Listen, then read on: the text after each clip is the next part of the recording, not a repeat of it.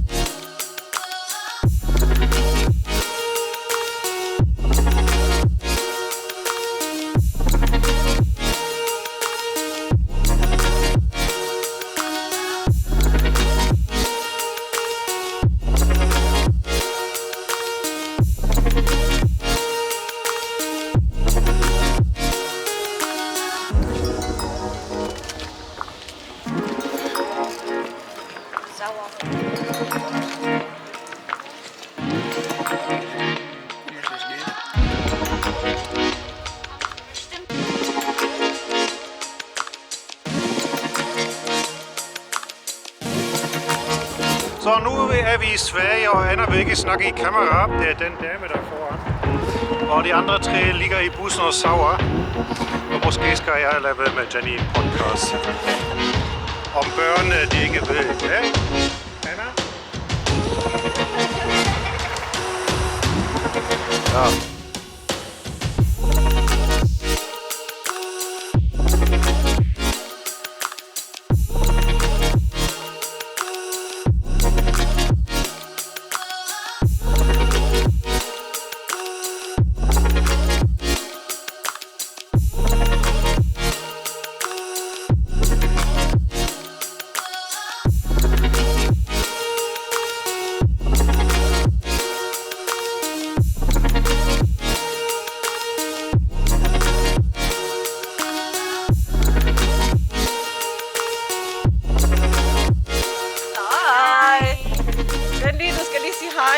Jeg gør lige på loudsprecher. Du skal lige sige hej. Hej.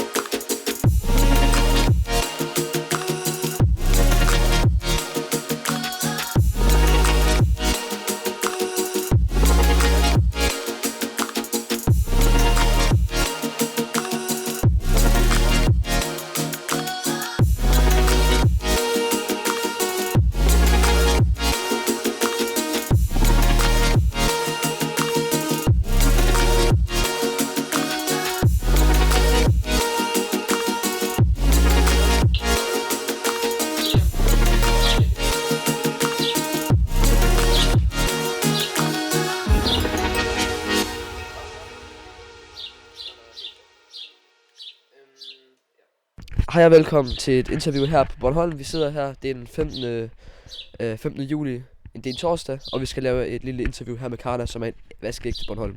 Hej med dig. Hej med dig. Og hvad er det nu, du hed? Jeg hedder Jonas. Og her har vi Anna og Frederik. Og leve bag kameraet derhen. Jamen, jeg tænker mig bare at starte ud. Hvordan er det for dig at være her på Bornholm, imens der er folkemøde? For du bor jo faktisk fast her på Bornholm. Hvordan er det, når der er så mange turister til folkemødet en gang om året? Altså, jeg synes jo, at det er fantastisk, at det ligger på Bornholm. Jeg synes, det er en gave. Altså, og jeg tager selv op. Og det er jo, man kan sige, det er jo 3-4 dage, det hele handler om. Og så er der tomt igen. Og så kommer sæsonen her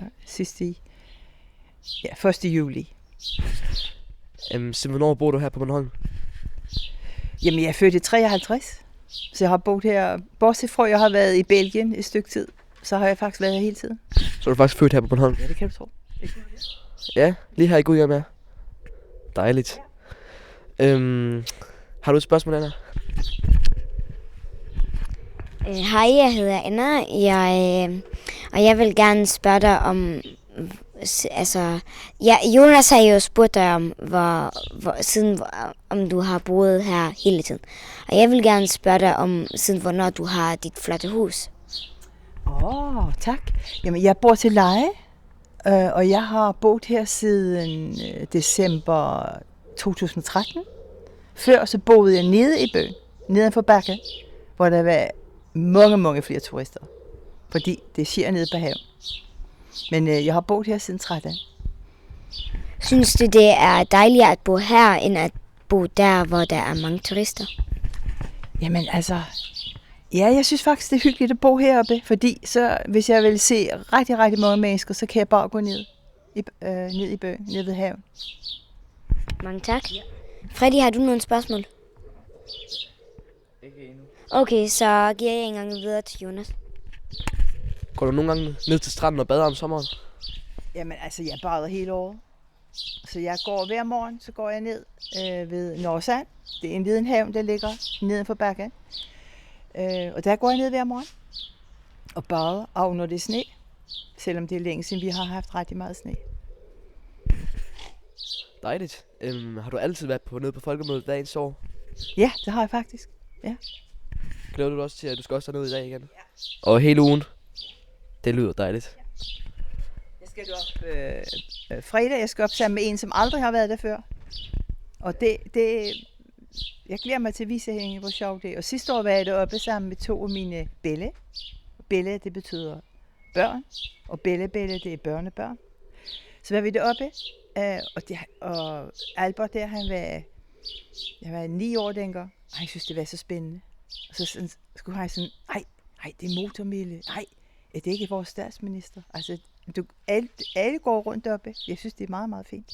Ja, alle mulige danske berømte personer, eller alle mulige... De går bare rundt som helt normale mennesker, man kan gå hen og snakke med dem, så det er egentlig ret fedt, synes jeg. Ja, præcis. Og det er jo det, der er hele, synes jeg, meningen med demokrati og med det folkemøde, at vi kan være sammen, alle sammen. Ja. Har du nogle sådan 3 typiske bornholmske udtryk? For det faktisk er Bornholms jo, det er en anden accent på en måde. Og der findes måske nogle udtryk, som man ikke rigtig forstår. Ligesom det der med bette, eller som betyder børnebørn eller noget. Har du nogle typiske bornholmske udtryk? Altså for eksempel en jylkat, det er et pinksvin. Ja. Og en maripytte, det er en mariehøne. Og en... Hvad er der mere? Jamen, der er jo rigtig mange. Vi sagde jo ravbrød.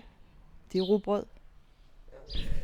Jamen det er faktisk ret sjovt, synes jeg altid. Sådan, jeg var også på Bornholm med klasserne sammen med Frederik sidste år. Og der var det var lidt svært at forstå nogle gange. Men ja, jeg tror, Anna har et spørgsmål nu. Har du familie her på Bornholm? Ja, jeg er så heldig. Jeg har 2 bælle, der bor over i Gudhjem. Ja, sammen med Doris bælle. Og vi mødes ret ofte. Og så har jeg 2 søskende, men de er flyttet over. Men de har sommerhus i Gudhjem. De elsker at komme til Bornholm. Så jo, vi ses ofte. Og så har jeg en tante på 90. Og en tante på, ja, hvad er hun? Hun er 78. Og så har jeg kusiner og fætre. Men ellers er der mange, der flytter over. Jeg kan jo også se, fra dengang jeg gik i skole, de mange er flyttet over for at læse videre og sådan noget. Er det med påske og jul og sådan noget? Fejrer du det sammen med din familie her på Bornholm? Ja, det gør jeg.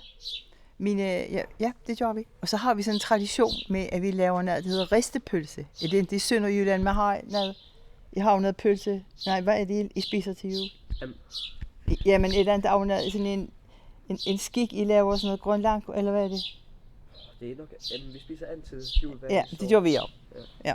Men så laver vi jo noget ristepølse. Det er sådan en typisk Bornholms opskrift. Til jul eller til påske? Nej, den spiser vi til jul, til julefrokost.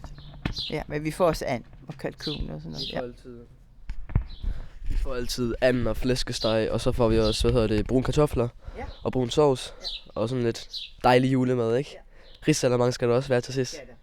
Det skal Med mandelgave. præcis. Yes. Men jeg tænker ikke, der er flere spørgsmål. Så vi siger mange tak. Ja, men hvor var det hyggeligt, at I kom forbi. Tak for, at I kom. Og I må jo have et rigtig godt folkemøde. Mange tak.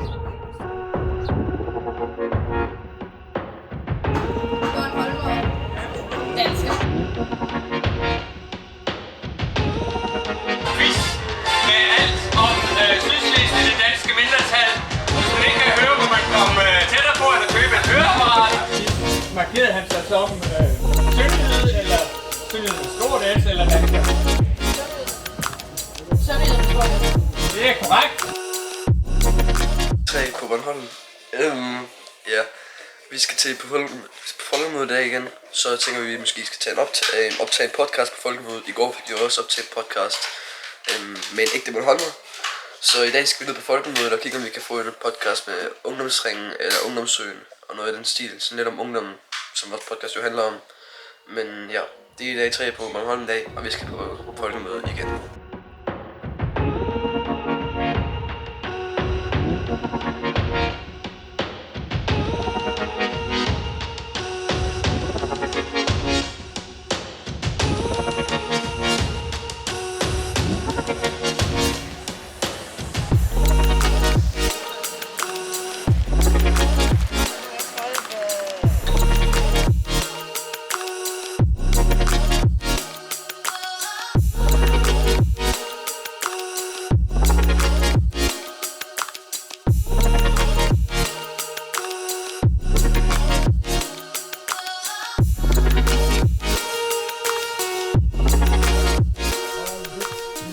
Hej, vi er her på årsmødepladsen. Ja, det er forkert. Vi er ikke i Flensborg.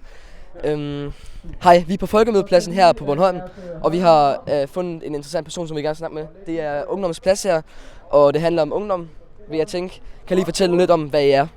Jamen det kan jeg godt. Altså vi er rigtig, rigtig mange unge, og nu kan jeg sige, jeg er ikke særlig ung, men jeg har været med til at skabe en plads for unge mennesker. Jeg synes, sidste år var vi her med en masse unge mennesker, og der var ikke rigtig et sted for dem, et sted, hvor de kunne være her på deres præmisser. Så det snakkede jeg med folkemødet om, og så fik jeg sådan set tilbudt en plads, som vi kunne skabe sammen med unge mennesker. Jeg kommer fra Ungdomsskoleforeningen, som repræsenterer alle 98 ungdomsskoler i hele landet, men vi laver det sammen med rigtig mange andre unge også. Altså også nogle unge, som er ældre unge, og unge, som er yngre unge.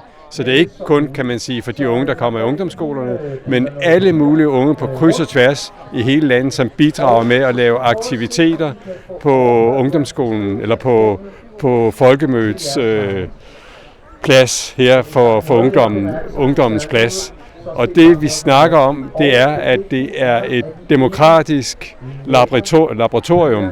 Det vil sige, at man kan komme og øve sig og teste og bidrage med ting, man synes er vigtige, og gøre det sammen. Og så alle de her unge mennesker, der kommer på kryds og tværs, de lærer også hinanden at kende, og finder måske ud af, at de også kan lave noget sammen fremadrettet. Og vi går og snakker om, hvad vi godt kunne tænke os, og hvad vi godt kunne drømme om i forhold til fremadrettede folkemøder. Og der er rigtig mange unge mennesker, som gerne vil gøre en forskel og gøre noget i fællesskab. For det er også rigtig meget det handler om, at unge mennesker skal gøre noget, som er sjovt og meningsfuldt sammen. Så jeg vil gerne opnå hermed, at I får mere ungdom hernede på folkemødet, og også for at de unge kan skabe relationer her. Ja.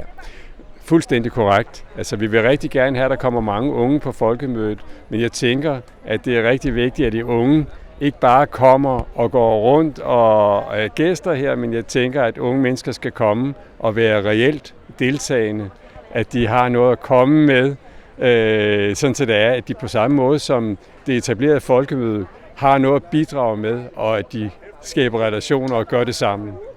Lige præcis, for vi unge har jo også en stemme, og det har vi også. Ja.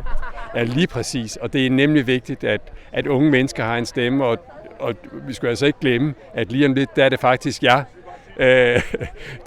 der skal overtage tingene, og jer, der skal, kan man sige, tage over på mange ting. Så det er slet ikke for tidligt at sørge for, at I også tager jeres del af folkemødet. Det fortjener I jo i hvert fald. Fordi jeg kan jo se, at I har utrolig meget at byde på. Og når man står her, jeg er jo ved at være en halvgammel herre, men det er svært, som jeg siger, at bevare pessimismen, når man ser, hvordan unge mennesker griber tingene an. Jeg synes, det er helt forrygende at se, hvad I er i stand til. Yes. Mange tak. Det var hyggeligt lige at høre noget omkring det her ungdomsplads, og jeg synes, det er et mega fedt projekt, så I gør. Tusind tak. Tusind tak. Det er en fornøjelse at have jer, og rigtig godt folkemøde til jer. Mange tak. Jeg hedder Anna, jeg er næsten 10 år, og jeg har nogle spørgsmål til dig. Er det okay? Det er helt okay. Første gang, hvordan hedder du? Jeg hedder Pernille. Er det første gang, du er på folkemødet? Ja, det er første gang. Selvom jeg er 48 år gammel, så er det første gang. Hvorfor er du her? Det er jeg, fordi jeg er med i det her telt, vi står ude foran, der hedder Ungdomsringen. Og Ungdomsringen, det er sådan en forening, der arbejder for børn og unges vilkår i Danmark. Vi vil gerne have, at mange flere unge går i klub og går på fritidshjem. Jeg ved ikke, hvad hedder den dernede, hvor du bor? Er det klub fritidshjem?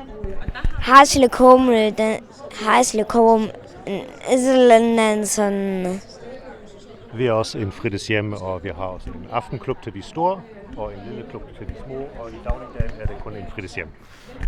Så det er lige præcis jer, som vi arbejder for. For vi vil gerne have, at alle børn og unge i Danmark bliver hørt.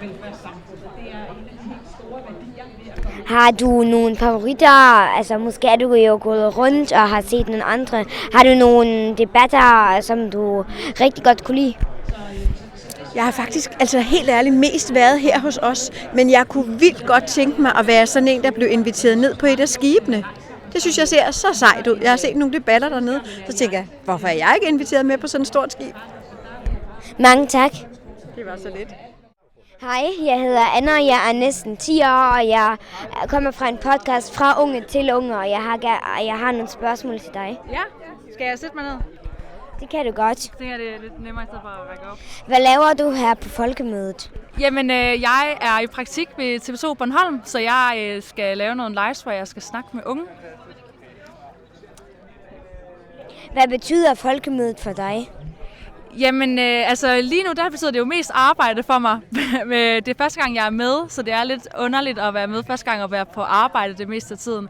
Men jeg synes, at det er ret fedt, og så lige nu betyder det, at jeg kommer meget ud og får snakket med mange forskellige gennem mit arbejde, så godt nok kun desværre. Men ellers så betyder det bare sommer og nye bekendtskaber og nye debatter. Så det er så det betyder for mig. Kan du godt tænke dig at komme flere gange, altså endnu en gang, eller måske lidt flere gange på folkemødet? Altså, jeg tror rigtig godt, at jeg gad at komme på folkemødet igen, hvor jeg så ikke skulle få arbejde. Det tror jeg virkelig kunne være sjovt, så jeg også selv kunne komme ud og se nogle debatter, i stedet for selv at være med til dem. Ja, mange tak. Det var så lidt. Hej, vi er på folkemødet på Bornholm her. Vi er sammen med interview 2 her. Vi er her med nogle unge fra Ungdomsringen, og det er fredag den 16. juli. Hej, hvem er I? Jeg hedder Augusta. Jeg hedder Emma. Jeg hedder Carla. Carla. Og Ida. Kan I fortælle lidt om, hvad Ungdomsringen er? Det er min første gang. Jeg tror egentlig bare med, fordi min veninde tog med. Ungdomsring er ligesom en flok unge fra hele Danmark, hvor vi ligesom mødes, og så er der noget, der hedder seksualisterne, og så er der nogen, der bare tager med for at være på folkemøde, og så ligesom hvor at vi snakker om sådan unge, og hvordan unge har det på f.eks. sociale medier, eller bare i hverdagen, eller i skolen. Ungdomsringen er også en del, de tager også, elevrådsrepræsentanter med, så det er også ind under Ungdomsringen. Er der nogen af jer, der er elevrådsrepræsentanter? Jeg er elevrådsrepræsentant, men jeg er med seksualisterne her. Okay. Er det første år, altså det er første år for dig, du er her, er det første år for jer også? Ja. Alle sammen? Jeg var der sidste år også. Okay. Anna, har du nogle spørgsmål? Nej. Godt nok. Så I er her. Du er sammen med seksualisterne, eller seksuel? Ja, alle sammen. Nej, vi er ikke. Vi er bare med. Vi er bare med. Nå. Godt nok. Ja. Hvor gammel er I? Jeg er 14. Jeg er 15. Jeg er også 15. Jeg er også 15. Er der en begrænsning fra, hvilken alder man må komme her med i ungdomsring, eller er det fra, må man komme med, så... I hvert fald i seksualisterne tror jeg ikke, der er aldersgrænse. Fra 8. klasse op. Men ungdomsring, jeg tror det er lidt åbent, men jeg tror også, at de mest unge, der har lyst til at tage med. Ja. Er det første år, at ungdomsring er her på folkemødet? Nej, det er det ikke. De har hvert år. Godt nok. Men det er jeres. Ja, det har jeg sagt. Hvad betyder folkemødet for jer? Ikke rigtig noget. Folkemødet betyder en rigtig mange fællesskaber og gode debatter, synes jeg. Jeg synes lidt, det er oplevelsen, sådan, hvor mange forskellige mennesker der er her, hvor sådan, åben folk er til at høre på klima, selvom hvis man ikke går op i det, eller politik eller det ene eller andet. Jeg synes også, det er meget hyggeligt bare at være her. Altså jeg vil nok også sige ret meget sådan, selv bare oplevelsen af at være her. Man kan sådan lære, sådan møde nye mennesker og sådan, ligesom, lære noget nyt om sådan, at høre nogle forskellige debatter og sådan noget. Har I allerede været rundt og hørt nogle debatter? Ja. Har I en favorit? Ja, jeg var ikke med. Jeg sad som tilskuer over i en ungdomsdebat, hvor jeg også kom med nogle input. Den synes jeg var rigtig god. Den handlede om unges velfærd, så det synes jeg var rigtig fedt. Jeg hørte det ikke, men jeg gik forbi en klimadebat om, hvordan dyr har det, og det synes jeg egentlig var meget spændende. Også, man kan også se, hvordan dyr har det på sådan en farme, eller hvad det nu hedder, men det synes jeg egentlig var meget spændende. Ja, så jeg hørte den ikke, men jeg gik forbi en, der handlede om så meget om atomkraft, tror jeg det var. Hvad med dig? Det samme som den der klima, eller sådan, hvordan dyr bliver behandlet, og man så sådan en video af, at sådan, hvor tæt de egentlig står, og hvor dårligt det er. Ja. Har du nogle spørgsmål? Nej. Godt nok. Mange tak. Ja, godt. Det er dag 4 på Bornholm i dag. Vores sidste dag på folkemødet. I morgen skal vi tage afsted. Så ja, vi har oplevet mange ting. Vi har lært mange ting omkring folkemødet. Og vi har også haft nogle gode interviews. For eksempel her ved Ungdomsplads, hvor vi sidder lige nu. Så det har været en dejlig lille uge, lille miniferie her på Bornholm. Og vi skal hjem igen i morgen. Så ja. Hvad er folkemøde? Ja, folkemøde. Ja, hvad er det? Folkemøde er et event, hvor alle mennesker fra, altså mange danskere kommer herhen og mødes på Bornholm i Allinge. Og så er der forskellige stande, for eksempel her Ungdomsplads, hvor der er plads til ungdom, man kan bare komme og hænge af, men der er også mange steder, hvor man snakker om politik og andre ting, for eksempel, som for eksempel også er der Sydslesvig heroppe, hvor de snakker om andre ting. Og der er forskellige temaer med politik, ungdom, gaming, alt muligt. For mig var det bedste på folkemødet. Jeg synes, at det var alt rigtig sejt, men det bedste var at se her alt og kigge sådan lidt på folkemødet 2023. Og så, ja. Min bedste oplevelse var at lære lidt mere over Danmark her og se, hvor flot Bornholm kan være. Ja.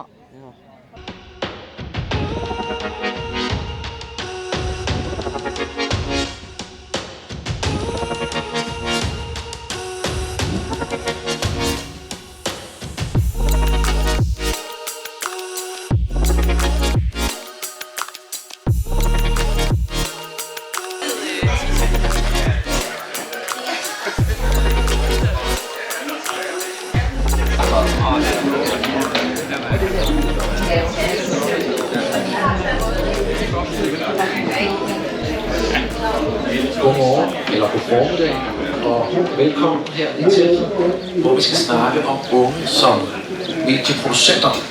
Og jeg har fået et så stort panel med mig her, at vi var nødt til at hente en bænk ind, fordi at lige pludselig var der rigtig mange børn, der gerne ville komme og fortælle, hvad de går og producerer. og hvorfor det er vigtigt, de skal producere noget. Og så har jeg også fundet en lærer og en forsker, der også vil fortælle lidt om fra deres perspektiver. Men jeg tænker, hvis vi starter... en af mine kæpheste som lærer er, at jeg er så dårlig til at huske navne, så det er meget nemmere, hvis I præsenterer jer selv. Vi starter bare ned hos dig, Thomas. Goddag. Mit navn er Thomas, jeg er pædagog på Haraldslev Ungdomshus, som tilhører Sydslesvigs Danske Ungdomsforeninger. Tak. Det er mig, der i gang sætter Sydslesvigs første og 16. børneunge-podcast. Det er de 3 unger plus ham, der filmer her. Vi har startet i 2020 i coronatiden. Det har været sådan, at vi har været underlagt under nogle corona-restriktioner. Vi havde nødpasning, og klubbørnene havde faktisk ikke mulighed for at besøge os i ungdomshuset i 1 år. Og så tænkte jeg, det kan ikke være. Hvordan kan vi komme i kontakt med dem? Vi har prøvet med online-møder, men det brød sig slet ikke om, fordi det har de allerede haft i skolen. Og så havde jeg Jonas i min kohorte, som det jo hed dengang, og spurgte ham, hvad han synes om at lave podcast. Det er noget, jeg blev fanget af i flere år. Jeg er meget interesseret i podcast, og han siger faktisk, at det var en god idé. Og så spurgte han faktisk Frederik, om han også ville være med, og så kom Level til at ende i sidste ende. Vores målgruppe er børn fra 10 til unge mennesker til 16 år.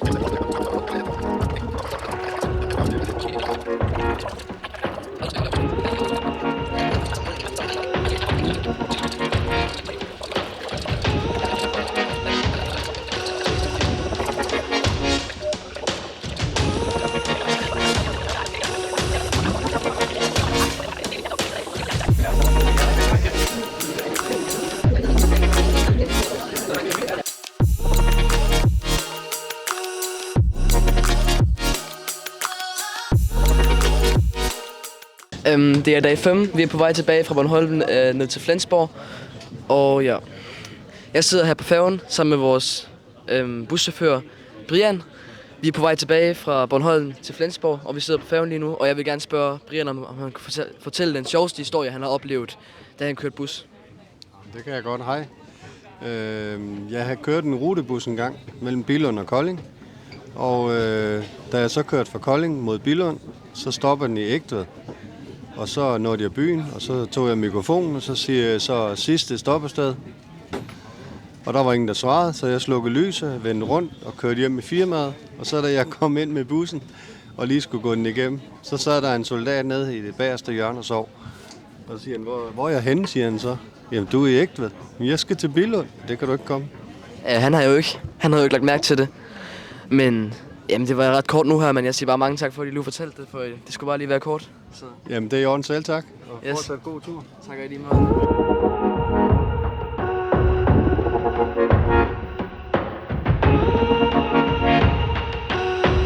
Det betyder møde med andre mennesker. Det betyder mulighed for at diskutere ting, som man måske ikke diskuterer til hverdag.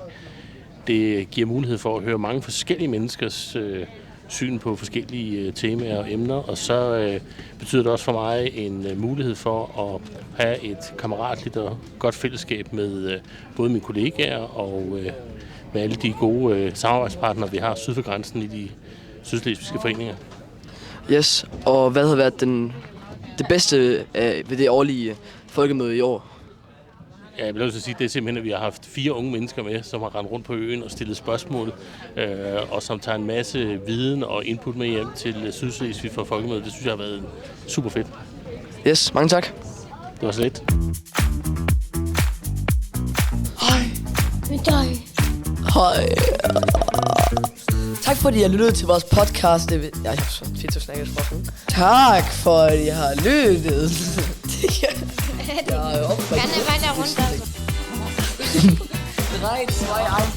Tak, fordi du har lyttet til vores podcast i dag. Følg os på Instagram, og hvis I har spørgsmål eller sådan noget, skriv til os. Ellers var det, og så vil vi sige farvel, og du må have en god dag.